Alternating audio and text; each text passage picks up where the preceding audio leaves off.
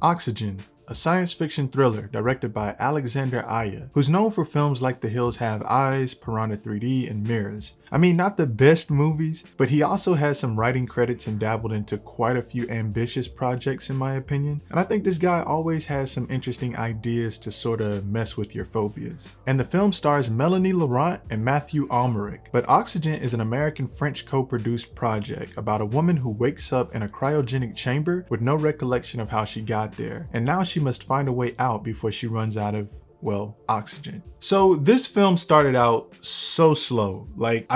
Only thing that kept me around was the fact that I was curious to see where the story would end up, but the first act just really drags. And holy shit was I happy that I actually stuck around with this film. Man, listen, once Oxygen starts rolling on, why this woman is stuck inside of this hypersleep chamber and who she is and why everything is happening, because we get all the answers we need from this film. Now, I'll just go ahead and say this. It may not elaborate as much as some viewers would like, because I know there's viewers out there who are going to be like, well, why didn't we get more details on this? Or why didn't they expand more on that? Hey, listen, in my opinion, the film stays on track towards the goal at hand. It gives us general answers sometimes to just fill in certain possible plot holes that might make the story feel a little incomplete. But after that, we don't need any more explanations on why this event occurred. And we can just focus on our main character's situation and how she's going to survive. This movie just hit all the right notes for me, honestly. I mean, probably the best damn sci-fi film I've seen this year so far. But I'm sure, A Quiet Place 2 and Dune is probably going to change that. But,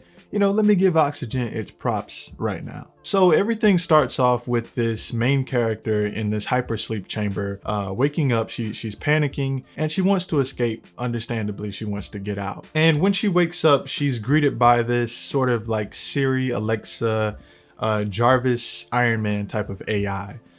You get the gist of what I'm saying. But when she wakes up, she's greeted by this AI inside of this hyperpod. And the AI inside of this pod is basically able to sort of give her status updates on her, oxygen and her physical condition. And it basically just allows her to do a whole bunch of shit throughout this crisis that she finds herself in. During the first act, I couldn't help but be reminded of a similar film like this one called Buried, starring Ryan Reynolds, where he's been buried alive somewhere, but he has no idea where and has a cell phone that's running low on battery life. They are both similar in that way, but that's basically where the similarities stop and Oxygen sort of branches out and becomes its own thing, which turned out to be something I really enjoyed, honestly. But with all of that said, I don't think that this film is for everyone, and that's probably going to be the theme of a lot of the sci-fi that I tend to review on this channel. It's the weird, quirky shit, but it will certainly have audiences who are fans of sci-fi mystery thrillers and those that are very innovative films that tend to think vastly outside of the box. And before I forget to mention it, the lead's performances in this movie was pretty damn good. I've said it before in past videos and I'll say it again. I always love when an actor has the skills to give a convincing performance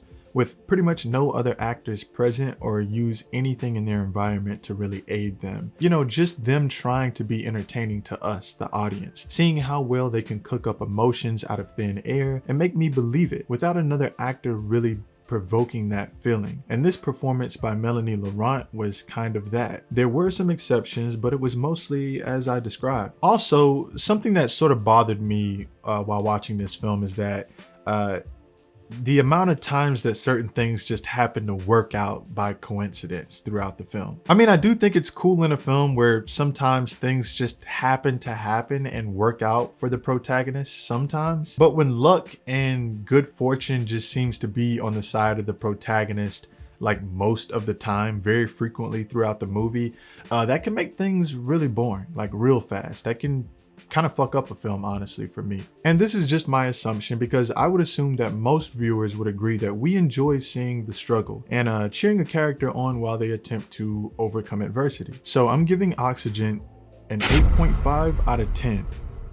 Just as a quick warning though, this movie is in French and contains English subtitles, but if it does well, maybe Netflix will decide to dub it over in English like they do with some of their films, and this will probably save those of you who don't want to sit and read, you know, an hour and a half long worth of subtitles on the screen. And Oxygen releases on May 12th, which is coming up pretty soon. I thought that this movie was pretty good. I think it's really worth the watch, and you guys should check it out. But there you have it. If you enjoyed the content, you know what to do. Thank you for watching.